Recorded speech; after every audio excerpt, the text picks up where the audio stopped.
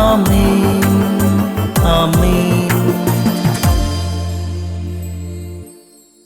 യേശുവിൻ്റെ ഏറ്റവും പ്രിയമുള്ള കുഞ്ഞെ, തീച്ചൂളയിൽ നിന്ന് നീരാവിയും പുകയും ഗമിക്കുന്ന പോലെ നിന്ന രക്തച്ചൊരിച്ചിലിൻ്റെ മുന്നോടിയാകുന്നു.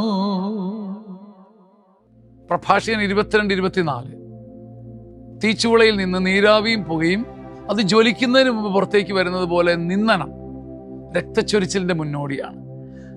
കൊലപാതകവും അടിയും എല്ലാം അവസാനമേ വരുള്ളൂ. അതിനു മുമ്പ് നമ്മുടെ നാവിൽ, ആരുടെ നാവിലാണെങ്കിലും നിന്ന കൊതിച്ചുയരുമ്പോൾ അത് രക്തച്ചൊരിച്ചിലിൻ്റെ മുന്നോടിയാണ്. എന്ന് വെച്ചാൽ വചനം പറയുന്നതിന് ചുരുക്കം, ഞാൻ മനസ്സറിഞ്ഞ ഒരാളെ മനസ്സറിഞ്ഞ് നിന്ദിച്ചാൽ അതൊരു രക്തച്ചൊരിച്ചിൽ തന്നെയാണെന്നാണ്. രക്തച്ചൊരിച്ചിലിൻ്റെ മുന്നോടിയാണ് നിന്ന.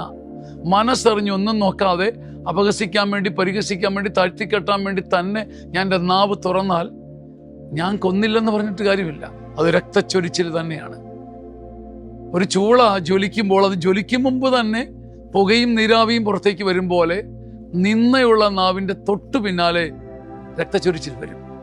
ഇപ്പൊ കത്തി ജ്വലിച്ചില്ലെന്നേ ഉള്ളൂ, നിന്ദനം ഒരുതരം കത്തിജ്വലിക്കലാണ്. തുടർന്ന് തീച്ചൂള കത്തിയാൽ എന്നവണ്ണം കൊലപാതകവും നാശവും വരും.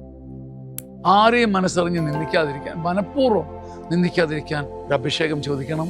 ആമേൻ ആമേൻ.